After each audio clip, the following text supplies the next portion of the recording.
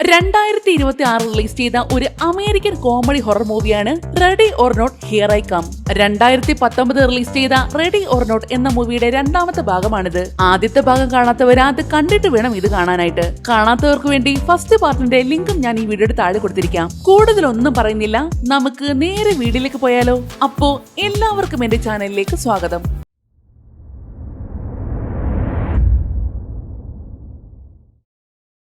സിനിമയുടെ തുടക്കത്തിൽ കത്തിച്ചാമ്പലാകുന്ന വീടും അതിനു മുന്നിലിരുന്ന് മാസായിട്ട് സിഗരറ്റ് വലിക്കുന്ന നമ്മുടെ ഗ്രേസിനെയാണ് കാണിക്കുന്നത്. എന്ന് വെച്ചാ ആദ്യത്തെ ഭാഗം എവിടാണോ തീർന്നത് അതേ സീനും കാണിച്ചുകൊണ്ടാണ് രണ്ടാമത്തെ ഭാഗം തുടങ്ങുന്നത്. പോലീസും റെസ്ക്യൂ ടീമും എല്ലാം അവിടേക്ക് വന്നിരുന്നില്ലേ? അതില് ഒരു പോലീസുകാരൻ ഗ്രേസിന്റെ അടുത്തേക്ക് വരുന്നു. മാഡം, നിങ്ങൾ ഓക്കെ അല്ലേ? ബാക്കിയുള്ളവരൊക്കെ എന്തിയെ? ആ പോലീസുകാരൻ അവളോട് പല ചോദ്യങ്ങൾ ചോദിച്ചെങ്കിലും ഗ്രേസ് അതിനൊന്നും മറുപടി പറയാതെ അങ്ങനെ തന്നെ ഇരുന്നത്.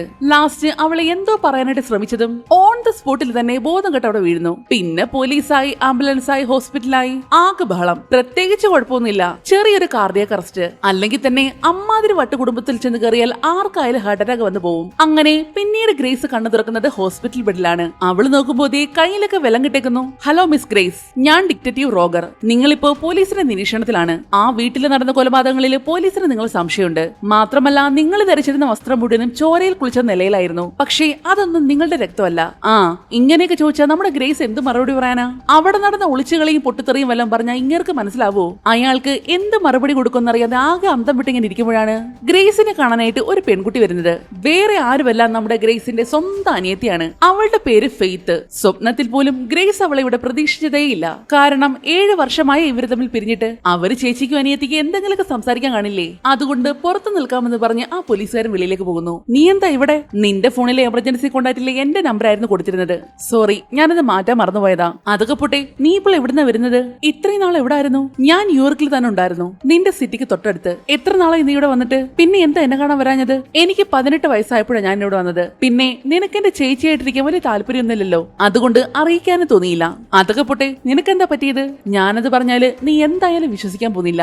അത് നീ പറഞ്ഞത് ശരിയാ, എങ്കിലും ഒന്ന് ട്രൈ ചെയ്ത് നോക്ക്. ഫെയ്ത്ത് അങ്ങനെ പറഞ്ഞെങ്കിലും അവള് വിശ്വസിക്കില്ലെന്ന് ഗ്രേസിന് ഉറപ്പാണ്. എങ്കിലും അലക്സിനെ കല്യാണം കഴിച്ചത് മുതൽ ഇതുവരെയുള്ള സകല കാര്യങ്ങളും അവള് വള്ളി പുള്ളി തെറ്റാതെ പറയുന്നു. അലക്സിന്റെ കുടുംബത്തിലേക്ക് കല്യാണം കഴിച്ചു കൊണ്ടുവന്നതും ഫസ്റ്റ് നൈറ്റില് ഒരു കാർഡ് എടുത്തിട്ട് ഒളിച്ചു കളിക്കാൻ പറഞ്ഞതും തോക്കും കുന്തവും ഒക്കെ ആയിട്ട് വീട്ടുകാര് കൊല്ലാൻ വന്നതും അവളെ സാത്താന് ബലി കൊടുക്കാൻ നോക്കിയതും അവസാനം ഗെയിം ജയിച്ച് ബാക്കിയുള്ള സകല എണ്ണം പൊട്ടിത്തെറിച്ചതും അടക്കം എല്ലാം അവള് പറയുന്നു. ഇതെല്ലാം കേട്ട് ആകെ കിളി പറന്ന് നിൽക്കുകയാണ് ഫെയ്ത്ത്. അവളെ കുറ്റം പറഞ്ഞിട്ട് കാര്യമില്ല. ഇതൊക്കെ ആരെങ്കിലും വിശ്വസിക്കുവോ? ഓക്കേ, അപ്പോ അവരെല്ലാരും മരിച്ചോ? അല്ല, പൊട്ടിത്തെറിച്ചു. ആ സമയത്ത് അവിടെ കസാരയിൽ ഒരാളിരിക്കുന്നത് ഞാൻ കണ്ടായിരുന്നു. അതാരാ കസാരയിലിരുന്നത്? അതൊന്നും എനിക്കറിയില്ല, പക്ഷേ അയാൾ മനുഷ്യനല്ലെന്ന് ഉറപ്പാ. അടുത്തതായിട്ട് കാണിക്കുന്നത് ഒരപ്പൂപ്പനെയാണ്. കോടീശ്വരനായ ഒരു അപ്പൂപ്പൻ. ആളുടെ പേര് ചെസ്റ്റർ. അയാൾ എന്തുമാത്രം കോടീശ്വരനാണെന്ന് വെച്ചാ ഇപ്പോ മുന്നിലിരിക്കുന്ന ടിവിയിലെ ലൈവ് ആയിട്ടാണ് അയാൾ യുദ്ധം കാണുന്നത്. പെട്ടെന്ന് ഫോൺ എടുത്ത് ആരെ വിളിച്ചിട്ട് യുദ്ധം നിർത്താനായിട്ട് പറഞ്ഞതും ഓൺ ദ സ്പോട്ടിൽ തന്നെ ആ യുദ്ധം അവിടെ നിൽക്കുന്നു. അത്രയും പവർഫുൾ ആയ ഒരു പേഴ്സൺ. അപ്പോഴാണ് അയാളുടെ അടുത്തേക്ക് അയാളുടെ കുടുംബ വക്കീല് വരുന്നത്. ലാഡുമാസ് ഫാമിലിയിലെ എല്ലാവരും മരിച്ചു, കല്യാണ പെണ്ണ് രക്ഷപ്പെട്ടു. ആ കുടുംബത്തിലെ ഇപ്പൊ ആരും ജീവനോടില്ല. ആ വാർത്ത കേട്ടതും അയാളെന്ന് ഷോക്കായിരുന്നു. വേഗം എന്റെ കുട്ടികളെ വിവരം അറിയിക്ക്, അതിന്റെ കൂടെ മറ്റുള്ളവരോട് ഈ വിവരം പറയണം. അങ്ങനെ ഈ ലോകത്തിന്റെ പല ഭാഗങ്ങളിൽ താമസിക്കുന്ന അയാളുടെ കുടുംബത്തിലുണ്ടായിരുന്ന സകല ആൾക്കാർക്ക് ഈ ന്യൂസ് ചെല്ലുന്നു. അതില് ആദ്യം തന്നെ വാർത്ത എത്തുന്നത് ഒരു ചൈനക്കാരിക്കാണ്. മാഷ എന്നാണ് പുള്ളിക്കാരിയുടെ പേര്. രണ്ടാമതായിട്ട് സ്പെയിനിൽ താമസിക്കുന്ന ഇഗ്നാക്കി എന്നൊരാൾക്ക്. പിന്നീട് ഈ ന്യൂസ് ചെല്ലുന്നത് ഇത്തിരി അരപ്പേര് ലൂസായ ഇങ്ങേർക്ക്. ആളുടെ പേര് ബില്ല്. ഗ്രേസിനെ കൈ കിട്ടിയ അയാൾ ഇപ്പൊ തന്നെ അരച്ച് കലക്കി കുടിക്കും. അവസാനമായിട്ട് ഇന്ത്യയിലുള്ള 2 പേരിലേക്കും ഈ ന്യൂസ് എത്തുന്നുണ്ട്. അതില് ആ തൊപ്പി വെച്ചവന്റെ പേര് രാജ്, മറ്റേ മീശക്കാരൻ വിരാജ്. സഹോദരങ്ങളാണ്. അലക്സിന്റെ കുടുംബത്തിലെ എല്ലാവരും മരിച്ചെന്നറിഞ്ഞതും ആർക്ക് സങ്കടമായിരുന്നില്ല ഉണ്ടായത്, ഒടുക്കത്തെ സന്തോഷം. കാരണം ഇത്രയും നാളും ടോപ്പ് പൊസിഷനിലിരുന്ന ഫാമിലി അതായിരുന്നു. ഇപ്പോ ആ കുടുംബം മൊത്തം തീർന്നില്ലേ? അത് കാരണം ഇനി ആ പൊസിഷനിലേക്ക് തങ്ങളുടെ ഫാമിലി വരണമെന്നുള്ള മത്സരമായിരുന്നു എല്ലാവർക്കും. അങ്ങനെ വിവരം അറിഞ്ഞതും ചെസ്റ്റർ അപ്പൂപ്പന്റെ അടുത്തേക്ക് അയാളുടെ 2 മക്കൾ വരുന്നു. അതില് മകളുടെ പേര് ഉർസുല, മകന്റെ പേര് ടൈറ്റസ്. നമ്മുടെ കുടുംബം ഒരു ഗെയിമിൽ തോറ്റു, കല്യാണ പെണ്ണ് രക്ഷപ്പെടുകയും ചെയ്തു. ഇനി വീണ്ടും ഗെയിം 1 മുതൽ തുടങ്ങണം. അയാള് പറഞ്ഞത് എന്താണെന്ന് വെച്ചാൽ അലക്സിന്റെ കുടുംബം ഗെയിമിൽ തോറ്റല്ലോ, അയാളുടെ കുടുംബം തോറ്റ ഇവിടെ കുടുംബങ്ങളെല്ലാം തോറ്റതുപോലാണ്. അയാളുടെ കയ്യിലായിട്ട് ഒരു മോതിരം കിടപ്പുണ്ട്. ലേ ബെയിലിന്റെ മോതിരമായിരുന്നു അത്. ഇതാണ് ആ കുടുംബത്തിന് മുഴുവൻ ശക്തി നൽകുന്നതും. മാത്രമല്ല ഈ മോതിരം കയ്യിലുള്ള ആളാണ് അടുത്ത അധികാരി. പക്ഷേ ഇപ്പൊ ഇവര് ഗെയിമിൽ തോറ്റില്ലേ? അപ്പോ വീണ്ടും ഒന്നേത് മുതൽ ഗെയിം കളിച്ചിട്ട് ആരാണോ വിൻ ചെയ്യുന്നത് അയാളായിരിക്കും പിന്നെ ഈ മോതിരത്തിന്റെ അവകാശി. ആ മോതിരം കിട്ടിക്കഴിഞ്ഞാൽ അയാളായിരിക്കും ഏറ്റവും പവർഫുൾ. ഇപ്പോ നിലവിൽ ഇയാളുടെ കയ്യിലാണല്ലോ മോതിരം, പക്ഷേ ഗെയിമിൽ തോറ്റില്ലേ, അതുകൊണ്ട് ആരുടെ കൈവശമാണ് മോതിരമുള്ളത് തോറ്റു കഴിഞ്ഞാൽ അയാൾ മരിക്കണമെന്നാണ് നിയമം. ശേഷം വീണ്ടും ആ മോതിരത്തിനും അവകാശത്തിനുമായിട്ട് മത്സരം വെക്കണം. അതൊന്നും പറ്റത്തില്ല, ഇത് നമ്മുടെ മോതിരമല്ലേ, അതൊന്നും പറഞ്ഞിട്ട് കാര്യമില്ല, റൂൾ അങ്ങനെയാണ്. ഇനി എന്താണ് ചെയ്യേണ്ടതെന്ന് നിങ്ങൾക്കറിയാലോ. ഇല്ല, എന്നെ കൊണ്ട് പറ്റില്ല. ആദ്യം ഒരു ആണിനെ പോലെ നടക്കടാ, എന്നിട്ട് മര്യാദയ്ക്ക് ഗെയിം ജയിച്ചിട്ട് ഈ മോതിരം സ്വന്തമാക്കാൻ നോക്ക്. എന്ത് വന്നാലും ഒരിക്കലും ഈ മോതിരം നമ്മുടെ കുടുംബം വിട്ടു പോകാൻ പാടില്ല. ഞാൻ പറഞ്ഞത് മനസ്സിലായോ? മനസ്സിലായച്ചാ, ഈ മോതിരം ഞങ്ങൾ നേടിയെടുത്തിരിക്കും. എങ്കിൽ പിന്നെ ബാക്കി കാര്യങ്ങൾ നടക്കട്ടെ. അതും പറഞ്ഞ് അയാളെ തലങ്ങനെ എടുത്ത് മക്കളുടെ കയ്യിലേക്ക് കൊടുക്കുന്നു. എന്തിനാണെന്ന് വെച്ചാൽ അയാളെ കൊല്ലാൻ വേണ്ടി. അതാണല്ലോ റൂള്. അത് കാരണം ആ തലങ്ങണ വെച്ച് അവര് സ്വന്തം അച്ഛനെ ശ്വാസം മുടിച്ച് കൊല്ലുകയാണ്. പക്ഷേ വലിയ സങ്കടമൊന്നും ഇല്ല കേട്ടോ, രണ്ടുപേർക്ക് ആവേശമാണ്. അച്ഛൻ തട്ടിപ്പോയാല് ഈ കുടുംബത്തിലെ അടുത്ത അവകാശികൾ തങ്ങളാണല്ലോ. അങ്ങനെ അവസാനമായതും ശ്വാസം കിട്ടാതെ പെടഞ്ഞയാൾ മരിക്കുന്നു. ഇതേ സമയം ഇവിടെ ഹോസ്പിറ്റലിൽ നമ്മുടെ ഗ്രേസിനെ അറസ്റ്റ് ചെയ്യുന്നിട്ട് പോവുകയാണ് പോലീസുകാരൻ. അങ്ങനെ വരുന്ന വഴിക്കാണ് പെട്ടെന്ന് അയാളുടെ പെടലിക്കിട്ട് ആരോ കത്തി എറിയുന്നത്. അത് നേരത്തെ കാണിച്ച ആ ബില്ലായിരുന്നു. വിവരം അറിഞ്ഞത് മുതല് ഗ്രേസിനെ കൊല്ലാൻ വേണ്ടി തുള്ളി നിൽക്കുകയായിരുന്നല്ലോ പുള്ളിക്കാരൻ. ഇരുന്നിട്ട് ഇരിപ്പുറയ്ക്കാതെ അടുത്ത ഫ്ലൈറ്റ് പിടിച്ചത് പോന്നു. അങ്ങേരെ കണ്ടത് അത് തനിക്കുള്ള പണിയാണെന്ന് മനസ്സിലായതും ഗ്രേസ് ഫെയ്ത്തിനെയും പിടിച്ചുകൊണ്ട് ജീവനം കൊണ്ട് ഓടുന്നു. ഓടിച്ചെന്ന് രണ്ടുപേരും അവിടെ ഉണ്ടായിരുന്ന ഒരു ടേബിളിന്റെ അടിയിലായിട്ട് ഒളിച്ചിരിക്കുന്നു. ഇത് അയാൾക്ക് മനസ്സിലായി. അയാൾ ഒറ്റ ചാട്ടത്തിന് അവിടേക്ക് വന്നെങ്കിലും അവിടെ അവരുണ്ടായിരുന്നില്ല. രണ്ടുപേരും മറ്റൊരു വഴിയെ ചാടി ഓടിയിരുന്നു. നേരത്തെ കത്തിയെറിഞ്ഞൊരു പോലീസുകാരനെ കൊന്നില്ലേ, ബില്ല് കാണാതെ ഗ്രേസും ഫെയ്ത്തും കൂടി അയാളുടെ അടുത്തേക്ക് വന്നിട്ട് അങ്ങേരുടെ പോക്കറ്റിൽ ഉണ്ടായിരുന്ന തോക്ക് എടുത്തിട്ട് തിരിഞ്ഞു നടക്കാൻ തുടങ്ങിയതും ദേ മുന്നിൽ വന്ന് നിൽക്കുന്നു അങ്ങേര്. ഗ്രേസ് പെട്ടെന്ന് അയാളെ വെടിവെക്കാൻ നോക്കിയെങ്കിലും അങ്ങേര് ഒറ്റ തള്ളിനോളെ താഴേട്ട് കളഞ്ഞു. ശേഷം ഒരു കത്തിയെടുത്ത് അങ്ങേര് ഗ്രേസിനെ കുത്താനായിട്ട് ഓങ്ങിയതേ ആ സെക്കൻഡിൽ തന്നെ അയാള് പൊട്ടിത്തെറിച്ച് ചിന്നി ചിതറിപ്പോയി. ഒരു വെടിക്കെട്ട് കഴിഞ്ഞ് ഇങ്ങോട്ട് വന്നതല്ലേ ഉള്ളൂ. അപ്പോഴാണ് അടുത്തത്. പക്ഷേ നമ്മുടെ ഫെയ്ത്തിന്റെ അവസ്ഥയായിരുന്നു പരിതാപകരം. അവൾ ആദ്യമായിട്ടല്ലേ ഈ പൊട്ടിത്തെറി കാണുന്നത്. സാരമില്ല, ഇനി ശീലമായിക്കൊള്ളും. ഗ്രേസ് വേഗം ചെന്ന് ആ പോലീസുകാരന്റെ പോക്കറ്റിൽ നിന്ന് താക്കൂരെടുത്തുകൊണ്ട് വേഗം കയ്യിലെ വെള്ളം കഴിക്കുന്നു. ഈ ഹോസ്പിറ്റൽ ഗൗൺ ഇട്ടോട് പുറത്തേക്ക് ഇറങ്ങാൻ പറ്റില്ലല്ലോ, അതുകൊണ്ട് അയാളുടെ കയ്യിലുണ്ടായിരുന്ന അവളുടെ പഴയ വെഡിങ് ഡ്രസ്സ് തന്നെ അവൾ എടുത്തിരുന്നു. ശേഷം തോക്കം പിടിച്ച് അല്പം മാസമായിട്ട് ഫെയ്ത്തിനെയും കൂട്ടി പുറത്തേക്ക് പോകാൻ നിന്നപ്പോഴാണ് അവരുടെ മുന്നിലേക്ക് പെട്ടെന്ന് എന്തോ ഗ്യാസ് വന്ന് വീഴുന്നത്. അതിലുണ്ടായിരുന്ന പുക ശ്വസിച്ചതേ രണ്ടുപേരുടെയും ബോധം അപ്പ തന്നെ പോയി. അത് നമ്മുടെ വക്കീലായിരുന്നു കേട്ടോ. ഗെയിം തുടങ്ങുന്നതിന് മുന്നേ എന്തിനാ ഇത്ര ധൃതി കാണിക്കാൻ പോയത്? അതുകൊണ്ടല്ലേ നിനക്ക് മരിക്കേണ്ടി വന്നത്. വക്കീല് പറഞ്ഞത് ബില്ലിന്റെ കാര്യമായിരുന്നു കേട്ടോ. ഗെയിം തുടങ്ങുന്നതിന് മുന്നേ റൂള് തെറ്റിച്ച് ഗ്രേസിനെ കൊല്ലാൻ പോയത് കൊണ്ടാണ് ആള് മരിച്ചത്. അങ്ങനെ വക്കീല് നടന്ന് ഗ്രേസിന്റെ അടുത്തേക്ക് വന്നപ്പോഴാണ് അവളുടെ തൊട്ടടുത്തായിട്ട് ബോണസ് പോലെ മയങ്ങി കിടക്കുന്ന നമ്മുടെ ഫെയ്ത്തിനെ അവർ കാണുന്നത്. എന്തായാലും വന്നതല്ലേ, എങ്കിൽ പിന്നെ നമ്മുടെ ഗ്രേസിന് ഒരു കൂട്ടായിരിക്കട്ടെ എന്ന് കരുതി അവളെ അടക്കം തട്ടിക്കൊണ്ട് പോകുന്നു. അങ്ങനെ ഇപ്പോ സകല ആൾക്കാരും ഗെയിമിന് വേണ്ടി വീട്ടിലേക്ക് എത്തിയിട്ടുണ്ട്. ആദ്യം വരുന്നത് ആ ഫ്രഞ്ചുകാരനാണ്, ഇഗ്നാക്കിയോ. അയാൾക്കൊരു മകനും കൂടിയുണ്ട്. ആ ചെറുക്കന്റെ പേര് ഫിലിപ്പെ. രണ്ടാമതായിട്ട് മാഷയാണ് വരുന്നത്. കൂടെ അവളുടെ മകനും ഉണ്ട്. പക്ഷേ ചെക്കൻ 24 മണിക്കൂർ വീഡിയോ ഗെയിമാണ്. ചുറ്റിനും നടക്കുന്ന ഒരു കാര്യങ്ങളും അവൻ അറിയണ്ട. അവസാനമായിട്ടാണ് ഇന്ത്യക്കാർ വരുന്നത്, രാജും വിരാജും. കൂടെ രാജിന്റെ വൈഫും കൂടിയുണ്ട്. അവളുടെ പേര് മാർട്ടിൻ. സകല എണ്ണോ ലാൻഡായതിന്റെ പുറകെ തന്നെ വക്കീല് ഹെലികോപ്റ്ററിലായിട്ട് നമ്മുടെ ഗ്രേസിനെ ഫെയ്ത്തിനെ കൊണ്ടുവന്ന് നടക്കുന്നു. കണ്ണു തുറന്നതേ അവരുടെ മുന്നിലായിട്ട് ആ കുടുംബത്തിലെ വലുതും ചെറുതും പഴുത്തതും ഉണങ്ങിയതുമെല്ലാം നിരന്ന് നിൽപ്പുണ്ട്. പുതിയ കുടുംബത്തെ കണ്ട നമ്മുടെ ഗ്രേസിന്റെ അവസ്ഥ ഊഹിക്കാലോ.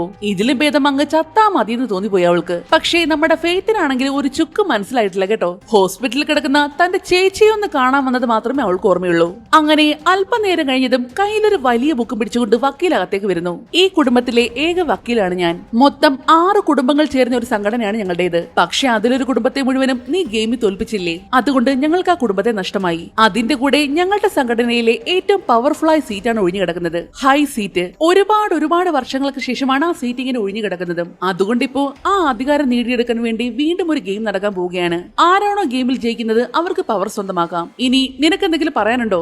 രണ്ടുപേരുടെയും വാ കെട്ടി വെച്ചിരിക്കുന്നത് കാരണം അവർക്കൊന്നും സംസാരിക്കാൻ പറ്റില്ലല്ലോ. അയാളത് ചോദിച്ചത് ഗ്രേസ് ഉണ്ടെന്നത് പോലെ തലയാട്ടി. അപ്പൊ തന്നെ അവളുടെ വായിലെ കെട്ടഴിച്ചു കൊടുക്കുന്നു. എനിക്ക് നിങ്ങളുടെ ഒരു കസാരയും വേണ്ട, ഞങ്ങളെ ഒന്ന് വെറുതെ വിട്ടാ മതി. അത് ആ ഹൈ സീറ്റിന്റെ പവർ നിനക്ക് അറിഞ്ഞൂടാത്തത് കൊണ്ടാണ് പറയുന്നത്. ആ പവർ ആരുടെ കയ്യിൽ കിട്ടുന്നോ അവര് എല്ലാം നേടിയെന്നാണ് അർത്ഥം. എല്ലാം എന്ന് വെച്ചാ എന്ത് നേടിയെന്ന്? ഈ ലോകം മുഴുവനും. അപ്പോ ഞാൻ ഈ ഗെയിം കളിക്കാൻ എന്താ വേണ്ടത്? ഇനിയും വല്ല കാർഡും എടുക്കണോ? അതിന്റെ ഒന്നും ആവശ്യമില്ല. ഓൾറെഡി നീ ആ ഗെയിം ജയിച്ചതാണല്ലോ, അതുകൊണ്ട് വീണ്ടും ഒന്നും കൂടി ഒളിച്ചു കളിച്ചാൽ മതി. അതും കൂടി കേട്ടതും ഗ്രേസിന് ഭൂമി പിളർന്നങ്ങ് താഴേക്ക് പോയാൽ മതിയെന്ന് തോന്നിപ്പോയി. ഞാൻ ഈ ഗെയിം കളിക്കുന്നില്ല. അങ്ങനെ പറഞ്ഞാൽ പറ്റില്ല, ഗെയിം കളിച്ചേ പറ്റൂ. ഞാൻ ഈ ഗെയിം കളിക്കുന്നില്ലെന്നല്ലേ പറഞ്ഞത്. അവള് ദേഷ്യപ്പെട്ട് സംസാരിച്ചതും അവര് വേഗം ചെന്ന് നമ്മുടെ ഫെയ്ത്തിന്റെ കഴുത്തിലേക്ക് കത്തിവെക്കുന്നു. സോ ഗെയിം കളിച്ചില്ലെങ്കിൽ അവർ ഫെയ്ത്തിനെ കൊല്ലും. അവസാനം വേറെ വഴിയില്ലാതെ ഗ്രേസ് ഗെയിം കളിക്കാമെന്ന് തന്നെ സമ്മതിക്കുന്നു. എന്റെ പൊന്നു ചേട്ടന്മാരെ, 7 കൊല്ലമായിട്ട് ഇവളും ഞാനും തമ്മിൽ ഒരു ബന്ധമില്ല. എന്നെ എന്തിനാണ് ഇങ്ങോട്ട് കൊണ്ടുവന്നതെന്ന് പോലും എനിക്കറിയില്ല. പക്ഷേ എത്ര കടന്ന് തൊണ്ട കയറിയിട്ടും ഒരു പ്രയോജനമില്ല. ആരും കേൾക്കാൻ പോകുന്നില്ലേ? കൃത്യം 2:30 തന്നെ ഗെയിം ആരംഭിക്കുന്നതാണ്. വക്കീലത് പറഞ്ഞതും പെട്ടെന്ന് കഥ തുറന്നുകൊണ്ട് മറ്റൊരു പെണ്ണകത്തേക്ക് വരുന്നു. ആ ഫ്രഞ്ചുകാരൻ ഇഗ്നാക്കിയോ ഇല്ലേ, അയാളുടെ മകളായിരുന്നു അത്. നീയാണല്ലേ അലക്സിന്റെ എക്സ് ഫിയാൻസി? നീ അവനെ എന്റെ കയ്യിൽ നിന്ന് തട്ടിയെടുത്തതല്ലേടി? എന്റെ ജീവിതം പോലും നശിപ്പിച്ചത് നീയാ. എന്റെ പൊന്നു കൊച്ചെ, നീ ആരാണെന്ന് പോലും എനിക്കറിയത്തില്ല. ഗ്രേസ് അത് പറഞ്ഞതേ ആ പെണ്ണ് വീണ്ടും മുടക്കിന് പോയതും എല്ലാവരും കൂടി അവളെ പിടിച്ചു വെക്കുന്നു. ശേഷം ഫെയ്ത്തിന്റെ ഗ്രേസിന്റെ കഴുത്തിലായിട്ട് എന്തോ ഒരു മരുന്ന് കുത്തിവെച്ച് അവരെ മയക്കി. ശേഷം വക്കീല് ബാക്കിയുള്ള കുടുംബക്കാർക്ക് ഈ ഗെയിമിൽ പാലിക്കേണ്ട റൂൾസ് എന്തൊക്കെയാണെന്ന് പറഞ്ഞു കൊടുക്കുന്നു. കുടുംബാംഗങ്ങള് പരസ്പരം ആരെയും കൊല്ലാൻ പാടില്ല. നിങ്ങളുടെ ടാർഗറ്റ് ഗ്രേസും ഫെയ്ത്ത് മാത്രമാണ്. ഇനിയിപ്പോ നിങ്ങൾ അബദ്ധത്തിൽ പരസ്പരം കൊന്നാലും അതും റൂൾസിനെതിരാണ്. റൂൾസ് തെറ്റിച്ച ആളെ മാത്രമല്ല, അയാളുടെ മുഴുവൻ ഫാമിലി ശിക്ഷിക്കപ്പെടും. അങ്ങനെ എല്ലാവരും ഗെയിമിൽ ചേരാനായിട്ട് എഗ്രിമെന്റ് സൈൻ ചെയ്യുന്നു. സ്വന്തം കൈമുറിച്ച് അതിലെ ചോര കൊണ്ടാണ് എഗ്രിമെന്റ് സൈൻ ചെയ്യേണ്ടത്. ഒരു ഫാമിലിയിൽ തന്നെ കുറെ ആൾക്കാരില്ലേ, അതില് ആദ്യം ഗെയിമിൽ പങ്കെടുക്കേണ്ടവര് ഏറ്റവും മൂത്തവനാണ്. അവര് മരണപ്പെടുവാണെങ്കിൽ അതിന് താഴെയുള്ള ആൾക്കാർക്ക് പങ്കെടുക്കാം. മരിച്ചുപോയ ചെസ്റ്റർ അപ്പന്റെ മക്കളില്ലേ, അവര് രണ്ടുപേരും ഒരുമിച്ചാണ് മത്സരത്തിൽ പങ്കെടുക്കുന്നത്. ഇരട്ടകളാണ്. അങ്ങനെ എഗ്രിമെന്റ് സൈൻ ചെയ്ത് കഴിഞ്ഞതും ആയുധങ്ങളുമായിട്ട് എല്ലാവരും ഗെയിമിന് തയ്യാറായിട്ട് നിൽക്കുകയാണ്. ഗെയിം തുടങ്ങാനുള്ള സൈറൻ അങ്ങോട്ട് മുഴങ്ങിയതും എല്ലാവരും ഓടിച്ചെന്ന് മുന്നിലുണ്ടായിരുന്ന വണ്ടികളിൽ കയറുന്നു. പക്ഷേ നമ്മുടെ പരട്ടകളുടെ വണ്ടിക്ക് മാത്രമേ കീ ഉണ്ടായിരുന്നുള്ളൂ. ബാക്കി എല്ലാ വണ്ടികളുടെയും കീ അവരങ്ങ് മുക്കി. കാരണം ഗ്രേസിനെ ആരാദ്യം കൊല്ലുന്നു അവർക്കല്ലേ പവർ കിട്ടുന്നത്. അങ്ങനെ ഇപ്പൊ പവർ അവന്മാര് കൊണ്ടുപോണ്ട. ഇതേ സമയം ആ കോമ്പൗണ്ടിൽ തന്നെയുള്ള വലിയൊരു മൈതാനത്തിന്റെ നടുക്ക് കിടക്കുകയാണ് നമ്മുടെ ഗ്രേസും ഫെയ്ത്തും. ബോധം വന്ന ഗ്രേസ് വേഗം ഫെയ്ത്തിനെ വിളിച്ചുണർത്തുന്നു. മാത്രമല്ല രണ്ടുപേരുടെയും കൈ വിലങ്ങ് വെച്ച് കൂട്ടിക്കെട്ടിയിരിക്കുകയാണ്. അവരെന്തിനാ എന്നെ കെട്ടിയിട്ടിരിക്കുന്നത്? എന്നെ ടാർഗറ്റ് ചെയ്യാൻ വേണ്ടി അവർ നിന്നെ കെട്ടിയിട്ടിരിക്കുന്നത്. എന്നെ വേഗം പിടികൂടാൻ. ഇപ്പോ ഞാൻ പറയുന്നത് പോലെ നീ കേട്ടില്ലെങ്കിൽ നമ്മൾ രണ്ടുപേരും ചാവും. അതും പറഞ്ഞ് ഫെയ്ത്തിനെയും കൊണ്ട് അവൾ ഓടി രക്ഷപ്പെടാൻ ശ്രമിക്കുമ്പോഴാണ് അവരുടെ അടുത്തേക്ക് ഒരു ട്രോൺ പറന്നു വരുന്നത്. ആ ചൈനീസ് ലേഡി ഇല്ലേ മാഷ, അവരുടെ ട്രോൺ ആയിരുന്നു അത്. നിങ്ങളെ സഹായിക്കാനാണ് ഞാൻ ശ്രമിക്കുന്നത്. ഇതിൽ നിന്നെല്ലാം രക്ഷപ്പെടാൻ ഒരു വഴിയുണ്ട്. അതിനുവേണ്ടി എന്താണ് ചെയ്യേണ്ടതെന്ന് വെച്ചാൽ അവരതങ്ങോട്ട് പറയാൻ പോയതേ ആ ട്രോൺ തകർന്ന തരിപ്പണമായിട്ട് താഴേക്ക് വീഴുന്നു. ഉർസലയുടെ പണിയായിരുന്നു അത്. വെടിവെച്ചിട്ടതാണ്. മാത്രമല്ല ഗ്രേസിനെ ഫെയ്ത്തിനെ അവർ കാണുകയും ചെയ്തു. അവര് വരുന്നത് കണ്ടതേ രണ്ടുപേരും ജീവനും കൊണ്ട് അടുത്തുണ്ടായിരുന്ന ഒരു കാട്ടിനുള്ളിലേക്ക് കയറി ഓടുന്നു. പക്ഷേ ഓടി ഓടി മുന്നോട്ടേക്ക് ചെന്നത് മുന്നിൽ വലിയൊരു മതിലായിരുന്നു. എന്തായാലും ഈ മതിൽ ചാടാൻ പറ്റില്ല. അതിന്റെ കൂടെ രണ്ടുപേരെ കൈ കെട്ടിയേക്കുമല്ലേ. അതുകൊണ്ട് രണ്ടുപേരും വീണ്ടും അവിടുന്ന് വേറെ വഴി ഓടാൻ തുടങ്ങി. അങ്ങനെ ഓടി മുന്നോട്ടേക്ക് ചെന്നതും കുറച്ചു മാറി ഇവരെയും തെരഞ്ഞു നടക്കുന്ന ഉർസലെ അവർ കാണുന്നു. അവരെ കണ്ടതേ അവിടെ കിടന്ന ഒരു മരത്തടിയുടെ പിന്നിലായിട്ട് ഒളിക്കുന്നു രണ്ടുപേരും. എന്നാൽ പെട്ടെന്നാണ് പിറകിൽ കൂടി വന്ന ടൈറ്റസ് കോടാലി കൊണ്ട് അവരെ ആഞ്ഞൊരു വെട്ട്. പക്ഷേ വെട്ട് കൊണ്ടില്ല കേട്ടോ, മരത്തടിയിലാണ് കൊണ്ടത്. ഗ്രേസും ഫെയ്ത്തും ഓടി രക്ഷപ്പെടാൻ ശ്രമിച്ചതും അയാൾ രണ്ടുപേരെയും തറയിലേക്ക് തള്ളിയിട്ടുകൊണ്ട് ഗ്രേസിന്റെ കഴുത്തിന് പിടിച്ചവളെ ഞെക്കി കൊല്ലാൻ നോക്കുവാണ്. എന്നാൽ ഫെയ്ത്ത് പെട്ടെന്ന് അയാളെ തള്ളി മാറ്റിയിട്ട് കൊണ്ട് ഗ്രേസുമായിട്ട് അവിടെ തന്നീറ്റ് ഓടുന്നു. അപ്പോഴാണ് ഉർസോല അങ്ങോട്ടേക്ക് വരുന്നത്. ഈ പണിയെങ്കിലും നിനക്കൊന്ന് നേരെ ചെവി ചെയ്തൂടെ? അതും പറഞ്ഞവള് അയാളുടെ മോന്തക്കിട്ടൊരു ഒറ്റയടി. നിനക്ക് ഞാൻ പറഞ്ഞത് മനസ്സിലായോ? ടൈറ്റസിന് നല്ല ദേഷ്യം വന്നെങ്കിലും അവൻ കടിച്ചമർത്തി നിൽക്കുന്നു. അതേസമയം നമ്മുടെ ഗ്രേസും ഫെയ്ത്തും കൂടെ ഓടി ഓടി വലിയൊരു ബിൽഡിംഗിന്റെ അടുത്തേക്കാണ് വരുന്നത്. നമുക്ക് അതിനുള്ളിലേക്ക് ഓടിപ്പോയാലോ? വേണ്ട, അവർക്കത് നമ്മളെ കണ്ടുപിടിക്കാൻ ഈസിയാവും. നമുക്ക് ആദ്യം ഇവിടുന്ന് എങ്ങനെയെങ്കിലും പുറത്തിറങ്ങാനുള്ള വഴി നോക്കാം. ഇവരിങ്ങനെ സംസാരിച്ചുകൊണ്ട് നിൽക്കുമ്പോൾ തന്നെ ദൂരെ നിന്ന് ആരോ ഒരു സ്നൈപ്പ് ചെയ്യുന്നുണ്ട്. ആ ഫ്രഞ്ചുകാരനല്ലേ ഇനാക്കിയോ, അയാളായിരുന്നു അത്. അവരെയും ടാർഗറ്റ് ചെയ്ത് ഷൂട്ട് ചെയ്യാനായിട്ട് പോയപ്പോഴാണ് പെട്ടെന്ന് ബുള്ളറ്റിന്റെ സോക്കറ്റ് താഴേക്ക് വീഴുന്നത്. അങ്ങേരതിടാൻ ശ്രമിച്ചതേ അറിയാതെ ഒരു വെടി അങ്ങ് പൊട്ടി. ഗ്രേസിന്റെ ഫെയ്ത്തിന്റെ തൊട്ടടുത്തായിട്ടാണ് ഇത് വന്ന് കൊള്ളുന്നതും. അപ്പൊ തന്നെ രണ്ടുപേര് ജീവനം കൊണ്ട് ഓടുന്നു. പിറകെ തന്നെ അങ്ങേര് ചാറ പറന്ന് വെടിവെക്കുന്നുണ്ട്. ഒരു വിധത്തിൽ വെടികൊള്ളാതെ അടുത്തുണ്ടായിരുന്ന ഒരു ഷെഡിലേക്ക് ഓടി കയറി അവിടെയുള്ള ഒരു ബോക്സിന്റെ പിറകിൽ കുളിച്ചിരിക്കുന്നു അവര്. ഇവിടെ നടക്കുന്ന ഈ കാര്യങ്ങളെല്ലാം ലൈവായിട്ട് വീടിനകത്തുള്ളവർ കാണുന്നുണ്ട്. ഗ്രേസും ഫെയ്ത്തും ഒളിച്ചിരിക്കുന്ന സ്ഥലം മനസ്സിലായതും അവര് തങ്ങളുടെ കുടുംബത്തിലുള്ളവർക്ക് അത് മെസ്സേജ് അയക്കാൻ നോക്കുന്നു. പക്ഷേ നമ്മുടെ വക്കീൽ അതിന് സമ്മതിച്ചില്ല കേട്ടോ. കള്ളക്കളിയൊന്നും പറ്റത്തില്ല. ഇവിടെ ആ ഫ്രഞ്ചുകാരനാണെങ്കിൽ ചറ പറന്ന് വെടിയാണ്. സ്നൈപ്പർ ആയത് കാരണം അവർക്കൂടി രക്ഷപ്പെടാനും പറ്റില്ല. അപ്പോഴാണ് അവിടെ കുറെ കരിയിലകൾ വാരിക്കൂട്ടി വെച്ചിരിക്കുന്നത് അവർ കാണുന്നത്. അതെല്ലാം കൂടി വാരി എന്തിലേക്കോ ഇട്ടതും അവിടെ മുഴുവൻ പെട്ടെന്ന് പുകയാൻ തുടങ്ങി. പുകയ്ക്കുള്ളിലാണെങ്കിൽ അവരെ നല്ലോണം കാണാൻ പറ്റില്ലല്ലോ. എങ്കിലും അയാളെ എങ്ങോട്ടേക്കോ ലക്ഷ്യപ്പിച്ച് വെടിവെക്കുന്നുണ്ട്. ഗ്രേസും ഫെയ്ത്തും കൂടി പതിയെ അവിടെ നിന്ന് പുറത്തേക്ക് ഇറങ്ങാൻ നോക്കിയപ്പോഴാണ് ഇന്ത്യക്കാരനായ വിരാജ് ഒരു വാളുമായിട്ട് അവരുടെ മുന്നിലേക്ക് ചാടി വീഴുന്നത്. ജസ്റ്റ് മിസ്സിനാണ് രക്ഷപ്പെട്ടതും. എന്നാൽ ഇവിടെ നമ്മുടെ ഫ്രഞ്ച് ആണെങ്കിൽ അന്തവും കുന്തവും ഇല്ലാതെ വെടിവെക്കുമല്ലേ. അതിലെ ഒരു ബുള്ളറ്റ് വന്ന് കൊള്ളുന്നതാണെങ്കിൽ അവിടെ ഉണ്ടായിരുന്ന ഒരു ഗ്യാസ് കുറ്റിയിലും. അപ്പൊ തന്നെ അത് പൊട്ടിത്തെറിച്ചതും ലങ്ങേരോട് തെറിച്ചു പോകുന്നു. ഇവിടെയാണെങ്കിൽ ഗ്രേസിന്റെ കയ്യിലേക്കും കുറെ ചീളുകൾ കുത്തി കയറിയിട്ടുണ്ട്. പക്ഷെ അവിടെ അങ്ങനെ നിൽക്കാൻ സമയമില്ലല്ലോ. ആ വേദനയെ സഹിച്ചുകൊണ്ട് അവര് വീണ്ടും അവിടെ ഓടുന്നു. പക്ഷേ നമ്മുടെ വിരാജ് ചത്തിലായിരുന്നു കേട്ടോ. അങ്ങേര് പയറ് പോലെ വീണ്ടും എഴുന്നേറ്റ് വരുന്നു. ഗ്രേസും ഫെയ്ത്തും കൂടി അവിടെ ഉണ്ടായിരുന്ന ഒരു ബിൽഡിങ്ങിനുള്ളിലേക്കാണ് ഓടി കയറുന്നത്. അതിന്റെ അകത്തേക്ക് കയറിയതും ഫെയ്ത്ത് ഗ്രേസിന്റെ കയ്യിൽ തുളഞ്ഞു കയറി ചില്ലുകളെല്ലാം എടുത്തു കൊടുക്കുന്നു. ഗ്രേസ് ആണെങ്കിൽ വേദന സഹിക്കാൻ വയ്യാതെ കിടന്ന അലറി കരയുവാണ്. വേദന അറിയാതിരിക്കാൻ ഇത് കുടിച്ചാൽ മതി. അത് പറഞ്ഞ് ഫെയ്ത്ത് അവൾ അവൾക്ക് ഡ്രിങ്ക്സ് ഒഴിച്ചു കൊടുക്കുന്നു. രണ്ടുപേരും കൂടി അതങ്ങോട്ട് കുടിച്ച് തിരിഞ്ഞതേ അവരെയും തിരക്കി വിരാജിതെ വീണ്ടും വന്നിരിക്കുന്നു. അവനെ കണ്ടതും രണ്ടുപേരും ശബ്ദമുണ്ടാക്കാതെ വേഗം മറ്റൊരു മുറിയിലേക്ക് കയറി പോകുന്നു. പക്ഷേ അവര് പോയി ആ ഡോർ അടഞ്ഞു തുറക്കുന്നത് ഇവൻ കണ്ടായിരുന്നു. അപ്പൊ തന്നെ അവനെ വെച്ച് പിടിച്ചു അവരുടെ പിറകെ. നമ്മളിങ്ങനെ ഓടിക്കൊണ്ടിരുന്ന ശരിയാവില്ല, തിരിച്ച് ഫൈറ്റ് ചെയ്യണം, ഇല്ലെങ്കിൽ നമ്മൾ രണ്ടുപേരും മരിക്കും. പക്ഷേ അതിനു മുന്നേ നമുക്ക് എങ്ങനെയെങ്കിലും വിലങ്ങ് മുറിക്കാൻ നോക്കാം. അത് പറഞ്ഞപ്പോഴാണ് അവിടെ ഒരു കട്ടിംഗ് മെഷീൻ ഇരിക്കുന്നത് അവർ കാണുന്നത്. വേഗം തന്നെ അവർ ആ മെഷീൻ ഓണാക്കിക്കൊണ്ട് കയ്യിലെ വിലങ്ങ് കട്ട് ചെയ്യാൻ തുടങ്ങി. ഈ ശബ്ദം വിരാജൻ കേൾക്കുന്നു. ശബ്ദം കേട്ട ഭാഗത്തേക്ക് അവൻ ഓടിച്ചെന്ന് നോക്കിയെങ്കിലും അവിടെ ആരും ഉണ്ടായിരുന്നില്ല. അവൻ വേഗം തിരിഞ്ഞു നടക്കാനായിട്ട് പോയപ്പോഴാണ് ഗ്രേസും ഫെയ്ത്തും കൂടി ഒരു ടേബിൾ കൊണ്ടുവന്ന് അവനെ ഇടിച്ചിടുന്നത്. ശേഷം രണ്ടുപേരും കൂടി തങ്ങൾക്ക് പറ്റുന്ന രീതിയിലെല്ലാം അവനെ അടിച്ചിടാൻ നോക്കുവാണ്. ആദ്യം ഒന്ന് വീണു പോയെങ്കിലും അങ്ങേര് സട കുടഞ്ഞ് എഴുന്നേറ്റു. പിന്നെ രണ്ടെണ്ണത്തിനെയും ഒരുമിച്ചെടുത്തിട്ട് അങ്ങ് അലക്കാൻ തുടങ്ങി. ഇടയ്ക്ക് വെച്ച് ഗ്രേസിനും ഫെയ്ത്തിനും ലെക്കിനൊരു ഗ്യാപ്പ് വീണ് കിട്ടിയതും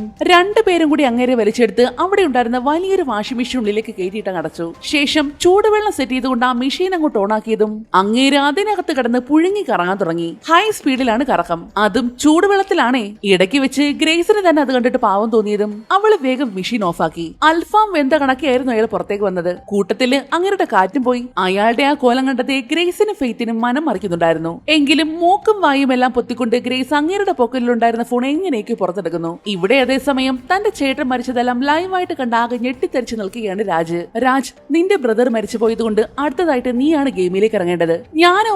എനിക്കെങ്ങും വയ്യ. അത് പറഞ്ഞാ പറ്റില്ല. വിരാജ് കഴിഞ്ഞാൽ മൂത്ത സ്ഥാനം നിനക്കാണ്. ഇല്ല, എനിക്ക് പറ്റില്ല. പകരം എന്റെ വൈഫിനെ അയച്ചാലോ? അങ്ങനെ വേണമെങ്കിൽ ചെയ്യാം. പക്ഷേ അതിനു മുന്നേ നീ ഈ കുടുംബമായിട്ടുള്ള എല്ലാ ബന്ധങ്ങളും ഒഴിവാക്കണം. ശേഷം ആ സ്ഥാനത്തേക്ക് നിന്റെ ഭാര്യയെ കൊണ്ടുവരണം. അങ്ങനെ ചെയ്താല് ലേബയിൽ ഇതുവരെ നിനക്ക് തന്നിട്ടുള്ള എല്ലാ സ്വത്തുവകകളും നഷ്ടമാകും. പകരം അതെല്ലാം നിന്റെ ഭാര്യയുടെ പേരിലായിരിക്കും മാറുക. വക്കീൽ അങ്ങനെ പറഞ്ഞതും സ്വത്തെന്നും പോകുന്നത് അവന്റെ ഒരു പ്രശ്നമേ അല്ലായിരുന്നു. എങ്ങനെയെങ്കിലും ജീവൻ കിട്ടിയാൽ മതി. അവന്റെ ഭാര്യ അവിടെ കിടന്ന് അലറി കൂവിയിട്ട് പോലും അതൊന്നും മൈൻഡ് ചെയ്യാതെ അവൻ ഓടി വന്ന് സൈൻ ചെയ്ത് കൊടുക്കുന്നു. ഇതേ സമയം ഇവിടെ ഗ്രേസിനും ഫെയ്ത്തിനും വിരാജിന്റെ ഫോൺ കിട്ടിയില്ലായിരുന്നോ? അവര് വേഗം 911ലേക്ക് കോൾ ചെയ്യുന്നു. പക്ഷേ കോള് ചെല്ലുന്നതാണെങ്കിലോ ആ ഇരട്ടകളിൽ ഉർസുലയ്ക്കായിരുന്നു. പ്ലീസ് മാഡം, ഞങ്ങൾ ഇന്ന് സഹായിക്കണം. കുറെ പേര് ഞങ്ങളെ കൊല്ലാൻ നോക്കുക. അവരെല്ലാവരും സാത്താനെ സേവിക്കുന്നവരാ. ഞങ്ങളെ ബലി കൊടുക്കാൻ അവർ നോക്കുന്നത്. പ്ലീസ് ഞങ്ങളെ എങ്ങനെയെങ്കിലും രക്ഷിക്കണം. തീർച്ചയായിട്ടും ഉടനെ തന്നെ പോലീസ് അവിടെ എത്തുന്നതാണ്. നിങ്ങൾക്ക് മെയിൻ ഗേറ്റ് വരെ എങ്ങനെയെങ്കിലും വരാൻ പറ്റുമോ? വരാം, ഞങ്ങൾ വേഗം വരാം. അതും പറഞ്ഞ് അവർ കോള് കട്ട് ചെയ്തു. അങ്ങനെ രണ്ടുപേരും മെയിൻ ഗേറ്റ് ലക്ഷ്യം വെച്ച് പോകാൻ തുടങ്ങി. അന്നേരമാണ് ഒരു വാളുമായിട്ട് മാഷി അങ്ങോട്ടേക്ക് വരുന്നത്. ഞാൻ നിങ്ങളെ കൊല്ലാൻ വന്നതല്ല, ഒരു ഡീല് സംസാരിക്കാൻ വന്നതാ. ഇതിൽ നിന്നെല്ലാം രക്ഷപ്പെടാൻ ഒരു വഴിയുണ്ട്. എന്ത് ഡീല് സംസാരിക്കാൻ? മറ്റുള്ള മെമ്പേഴ്സിന് ഇത് അറിയുമെന്ന് എനിക്കറിയില്ല. ഹൈ കൗൺസിൽ ഫാമിലിയിലുള്ള ഒരാളെ നീ കല്യാണം കഴിക്കുകയാണെങ്കിൽ, എന്ന് വെച്ചാ എന്റെ മകനെ നീ കല്യാണം കഴിക്കുകയാണെങ്കിൽ നിനക്ക് നിന്റെ ജീവനും കിട്ടും, ആ പവർ എനിക്കും കിട്ടും. ഡീല് കൊള്ളാം, നീ വേഗം ഓക്കെ പറ. പക്ഷേ ഗ്രേസ് അതിന് സമ്മതിക്കുന്നില്ല.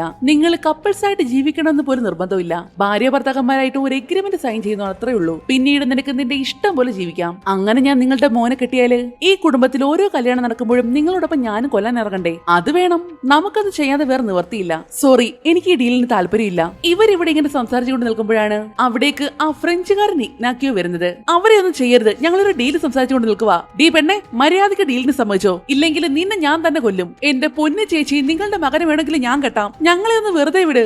ഡീ, കെട്ടാന്നൊന്ന് പറയടി. പക്ഷേ ഗ്രേസ് ആണെങ്കിൽ കൊന്നാലും സമ്മതിക്കില്ല. ഈ സമയത്ത് ലങ്ങേര് തൂക്കുമായിട്ട് അവരുടെ അടുത്തേക്ക് വരുന്നത് കണ്ടതും ഗ്രേസ് മാഷയെ പിടിച്ച് തിരിച്ചങ്ങ് നിർത്തി. അതോടെ അവളുടെ കയ്യിലുണ്ടായിരുന്ന വാള് നേരെ ഇഗ്നാക്കിയുടെ കഴുത്തിലേക്കാണ് കുത്തിക്കയറുന്നത്. അതോടെ അയാൾ അവിടെ ഡെഡ്. പക്ഷേ റൂൾസ് അനുസരിച്ച് കുടുംബാംഗങ്ങളെ പരസ്പരം കൊല്ലാൻ പാടില്ലെന്നല്ലേ? അതിപ്പോ അബദ്ധത്തിലായ പോലും. പക്ഷേ മാഷ റൂൾ തെറ്റിച്ചതുകൊണ്ട് തന്നെ അവള് ആ നിമിഷം തന്നെ പൊട്ടിത്തെറിച്ച് മരിച്ചു പോകുന്നു. ഇവരെല്ലാം ഇത് CCTVയിൽ കൂടി കണ്ടുകൊണ്ടിരിക്കുവല്ലേ? നമ്മുടെ വക്കീലാണെങ്കിൽ ആ വലിയ പുസ്തകം എടുത്തുകൊണ്ട് നേരെ ബെഞ്ചിന്റെ ബാക്കിലേക്ക് പോയി ഒളിച്ചു നിൽക്കുന്നു. ഇതേ കണക്ക് വേറൊരാളും പോയി ഒളിച്ചു നിൽക്കുന്നുണ്ട്. പക്ഷേ ബാക്കിയുള്ളവർക്ക് കാര്യം എന്താണെന്ന് മനസ്സിലായില്ല. റൂൾ അനുസരിച്ച് ആരാണോ റൂൾ തെറ്റിക്കുന്നത് അയാളോടൊപ്പം അയാളുടെ ബ്ലഡ് റിലേഷനുള്ള ആള് മരിച്ചു പോകുന്നല്ലേ? അങ്ങനെയെങ്കിൽ ഇനി ഇവിടെ ബാക്കിയുള്ളത് മാഷയുടെ മകനാണ്. അടുത്ത നിമിഷം തന്നെ ആ ചെറുക്കന് പൊട്ടിത്തെറിക്കുന്നു. ഇത് മുൻകൂട്ടി കണ്ടിട്ടായിരുന്നു അവർ രണ്ടുപേരും പെട്ടെന്ന് ഒളിച്ചിരുന്നതും. ഇതേ സമയം ഫെയ്ത്തും ഗ്രേസും കൂടി പോലീസ് വരുന്ന പ്രതീക്ഷയിൽ മെയിൻ ഗേറ്റിനടുത്തേക്ക് നടക്കുകയാണ്. അവളുമാരെ ഇതുവരെ കാണുന്നില്ലല്ലോ. കുറെ നേരമായിട്ട് കാത്തിരുന്നിട്ടും അവർ രണ്ടുപേരും കാണാഞ്ഞ്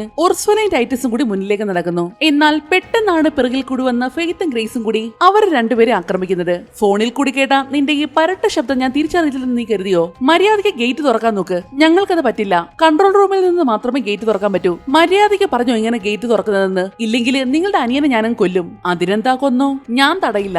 അവൻ ചത്താ പിന്നെ ആ സീറ്റിന്റെ അവകാശം ഞാൻ മാത്രമായിരിക്കുമല്ലോ. ശരിക്കും നിങ്ങളുടെ അനിയത്തി തന്നെയാണോ ഇത്? എന്തായാലും കൊള്ളാം. പെട്ടെന്നാണ് അവരെ ലക്ഷ്യം വെച്ച് ഒരു കാർ ചീറി പാഞ്ഞു വരുന്നത്. വേറെ ആരുമല്ല, അത് നമ്മുടെ രാജില്ലേ, രാജിന്റെ വൈഫായിരുന്നു. പക്ഷെ ഇവരെ ഇടിക്കാനൊന്നും അല്ല കേട്ടോ. കാറും കൊണ്ടുവന്ന് ഗേറ്റ് ഒക്കെ തല്ലി പൊളിച്ചിട്ട് ആളൊരൊറ്റ പോക്ക്. അവൾക്ക് ഈ ഗെയിം കളിക്കാനൊന്നും ഒരു ഇൻട്രസ്റ്റും ഇല്ല. പക്ഷേ കാറ് കണ്ട് ശ്രദ്ധ മാറിയതേ.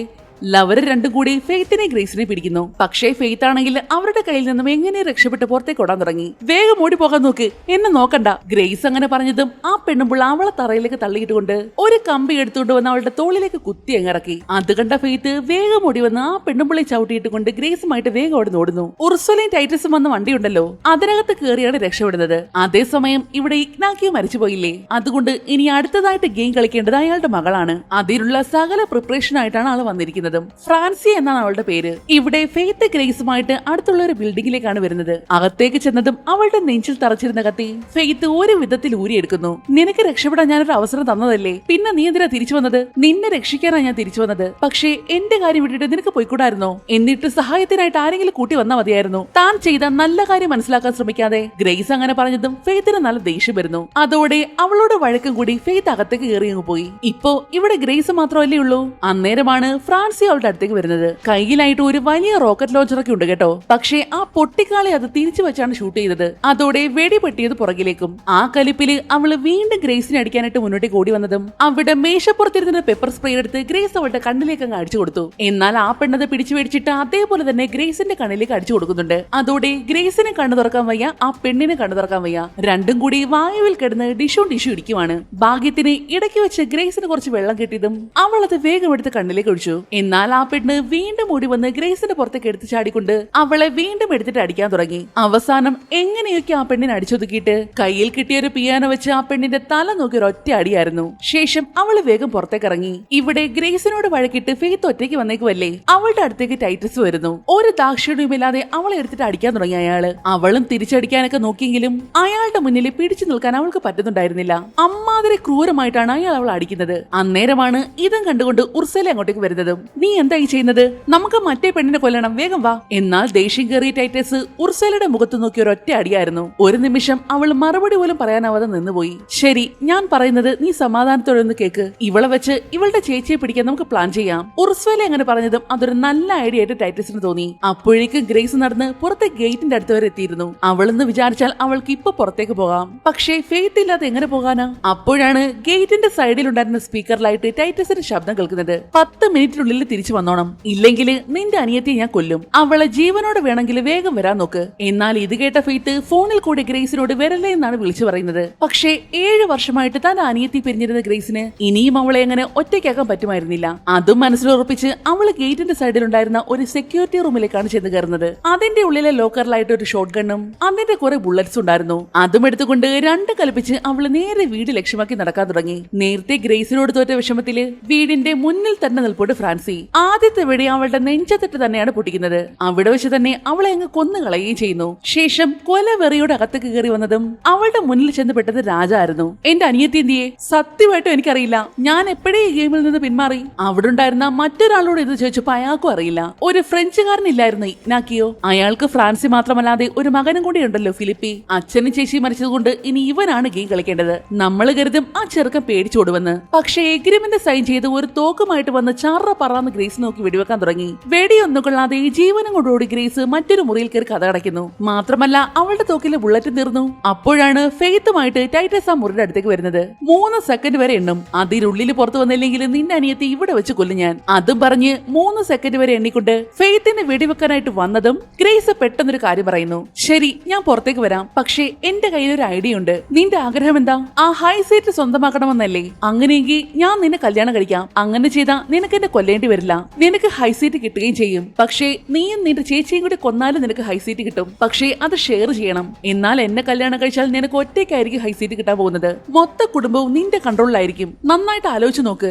ഗ്രേസ് അങ്ങനെ പറഞ്ഞതും അങ്ങനെ ഒരു ഓപ്ഷൻ ഉണ്ടെന്ന് അറിയാൻ വേണ്ടി അയാൾ നമ്മുടെ വക്കീലിനെ ഒന്ന് നോക്കുന്നു. വക്കീലും അതിന് യെസ് എന്നാണ് പറയുന്നത്. ശരി, ഞാൻ നിന്നെ കല്യാണം കഴിക്കാം. അതുകൊണ്ട് പുറത്തു വന്നാലും ഞാൻ നിന്നെ ഒന്നും ചെയ്യില്ല. ഇത് ഞങ്ങൾ ആരാധിക്കുന്ന ലേബയിലാണ് സത്യം. സത്യം. അയാൾ അങ്ങനെ സത്യം വിട്ടതിന് ശേഷം മാത്രമാണ് അവൾ പുറത്തേക്ക് ഇറങ്ങുന്നത്. സന്തോഷത്തോടെ അവൾ ഓടി വന്ന് ഫെയ്ത്തിനെ കെട്ടിപ്പിടിക്കുന്നു. അവളെ രക്ഷിക്കാൻ ഇതല്ലാതെ വേറെ മാർഗമൊന്നുണ്ടായിരുന്നില്ല. അങ്ങനെ ഇപ്പൊ പ്രശ്നങ്ങളെല്ലാം കഴിഞ്ഞില്ലേ, ഗ്രേസിന് വേണ്ടി മാത്രം പ്രത്യേകം ഒരു റൂമൊക്കെ അവൾക്ക് കൊടുക്കുന്നു. മാത്രമല്ല ഇന്ന് രാത്രിയാണ് കല്യാണം നടക്കാൻ പോകുന്നത്. അതിനുവേണ്ടി അവളുടെ മുറിവുകളൊക്കെ ഡ്രസ് ചെയ്യാനും ഒരുക്കാനൊക്കെ ആയിട്ട് എത്ര പേരാണെന്ന് കണ്ടോ വന്നത്. അങ്ങനെ ഇപ്പൊ കല്യാണ വേഷത്തിലേക്ക് ഒരുങ്ങി സുന്ദരിയായിട്ടിരിക്കുകയാണ് ഗ്രേസ്. ആ സമയത്ത് അവളെ കാണാൻ വേണ്ടി ഉർസല വരുന്നു. പക്ഷേ വാ തുറന്ന് പറയുന്നത് മുഴുവനും തന്റെ അനിയന്റെ കുറ്റങ്ങളും. നിന്നെ ഉപദ്രവിക്കണമെന്നില്ലായിരുന്നു എനിക്ക്, പക്ഷേ റൂൾസ് പാലിച്ചല്ലേ പറ്റൂ. പക്ഷേ എന്റെ അനിയൻ അങ്ങനല്ല, അവന് വട്ടാ, മുഴുത്ത വട്ട്. അതുകൊണ്ട് എനിക്ക് നിന്റെ സഹായം ഒന്ന് വേണം. കല്യാണം കഴിഞ്ഞിട്ട് നമുക്ക് രണ്ടുപേർക്കും കൂടി അവനെ കൺട്രോൾ ചെയ്യാം. ഒരേ സീറ്റ് ഷെയർ ചെയ്യുന്നത് അത്ര ബാഡ് ആയിട്ടുള്ള കാര്യമൊന്നുമല്ലല്ലോ. എന്നാ അവരെ സംസാരിക്കുന്നത് മുഴുവനും പിറകിൽ നിന്ന് ടൈറ്റസ് കേൾക്കുന്നുണ്ടായിരുന്നു. സ്വന്തം സഹോദരി തന്നെ പറ്റി അങ്ങനെയൊക്കെ പറഞ്ഞതും അയാൾക്ക് അതങ്ങോട്ട് പിടിച്ചില്ല. വന്ന ദേഷ്യത്തിന് അവിടെ വെച്ച് തന്നെ അവരുടെ കഴുത്ത് ഞെരിച്ചങ്ങ് കൊന്നുകളഞ്ഞു. മറ്റു കുടുംബത്തിലുള്ളവരെ കൊല്ലാൻ പാടില്ലെന്നേ റൂളുള്ളൂ, പക്ഷേ സ്വന്തം ഫാമിലിയിലുള്ള മെമ്പറെ കൊല്ലാം. എന്നാൽ ഇതും കൂടി കണ്ടതും ഗ്രേസ് നല്ല പേടിച്ചിട്ടുണ്ട്. ഒരു ആവേശത്തിന് കയറി കെട്ടാന്ന് പറഞ്ഞു പോയി. അങ്ങനെ ഇപ്പോ കല്യാണത്തിന്റെ സമയമായിരിക്കുകയാണ്. ഇവരെല്ലാവരും ഈ സാത്താനെ സേവിക്കുന്നവരല്ലേ, അപ്പോ ചടങ്ങുകൾ അങ്ങനെ തന്നെയാണ്. കല്യാണ വേഷത്തില് ഗ്രേസ് സുന്ദരിയായിട്ട് താഴേക്ക് ഇറങ്ങി വരുന്നു. ആ കുടുംബത്തിൽപ്പെട്ട സകല ആൾക്കാർ അവിടെ നിൽപ്പുണ്ട്. ഗ്രേസ് ചെന്നതേ ആ റൂമിന്റെ നടുക്കുണ്ടായിരുന്ന ഒരു വാതിലങ്ങ് തുറന്നു. അതിനകത്ത് നിറയെ ഈ മനുഷ്യരുടെയും ആടുകളുടെയും അസ്ഥിയും മാംസമൊക്കെ അഴുകി ദ്രവിച്ച് കിടക്കുവാണ്. മാത്രമല്ല ഈ കല്യാണം നടത്തുമ്പോൾ ഒരു ആടിനെ ബലി കൊടുക്കുന്ന ഏർപ്പാട് കൂടിയുണ്ട്. അതുകൊണ്ട് ഒരാട് നിൽപ്പുണ്ട് അവിടെ. അങ്ങനെ കല്യാണത്തിന്റെ ചടങ്ങുകൾ തുടങ്ങി. ടൈറ്റസിന്റെയും ഗ്രേസിന്റെയും കൈമുറിച്ച് അവരുടെ രക്തങ്ങൾ തമ്മിൽ മിക്സ് ചെയ്ത് ആ ബ്ലഡ് ഒരു പേനയിലേക്ക് നിറച്ചുകൊണ്ട് അത് വെച്ചാണ് മാരേജിന്റെ എഗ്രിമെന്റ് സൈൻ ചെയ്യുന്നത്.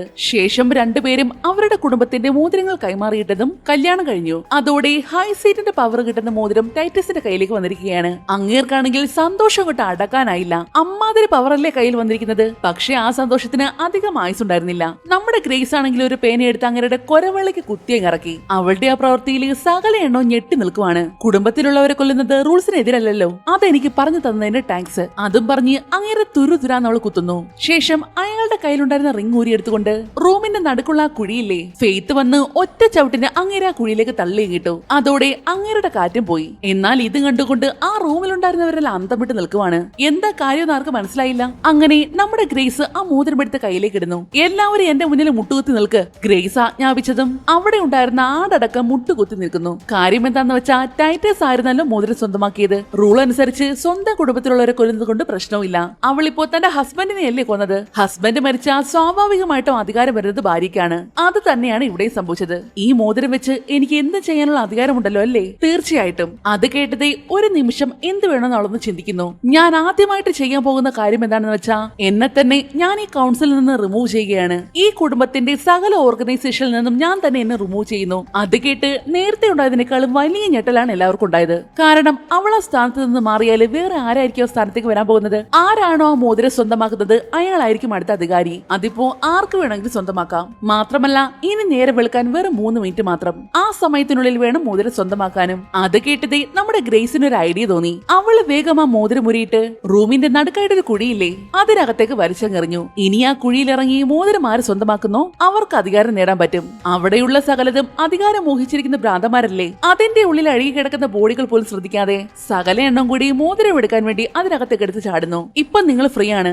നിങ്ങൾക്ക് 2 പേർക്ക് പോകാം. വക്കീല് പറഞ്ഞതും അവര് സന്തോഷത്തോടെ അവിടുന്ന് പോകുന്നു. പോകുന്നതിന് മുന്നേ നേരത്തെ ബലി കൊടുക്കാൻ കൊണ്ടുവന്ന ആടില്ലേ, അതിനെയും കൂടി അഴിച്ചുകൊണ്ടാണ് പോകുന്നത്. മാത്രമല്ല തറയിലായിട്ട് കിടന്നിരുന്ന കത്തി അറിയാത്തതുപോലെ ഒന്ന് ചവിട്ടി കുഴിയിലേക്ക് ഇടുന്നുണ്ട്. എല്ലാം കൂടെ കുത്തി ചാവട്ടെ. പക്ഷേ മുകളിലേക്ക് കയറാനുള്ള പടി അവർ ചവിട്ടിയതേ കുഴിയിലുണ്ടായിരുന്ന സകല എണ്ണോ ചാറ പറന്ന് പൊട്ടിത്തെറിക്കാൻ തുടങ്ങി. കാരണം സമയം തീർന്ന് നേരം വെളുത്തു. മാത്രമല്ല ഒരെണ്ണത്തിന് പോലും മോതിരം കിട്ടിയതുമില്ലേ. ഭാഗ്യത്തിന് ഡ്രസ്സിൽ അങ്ങ് ചോരയായില്ല.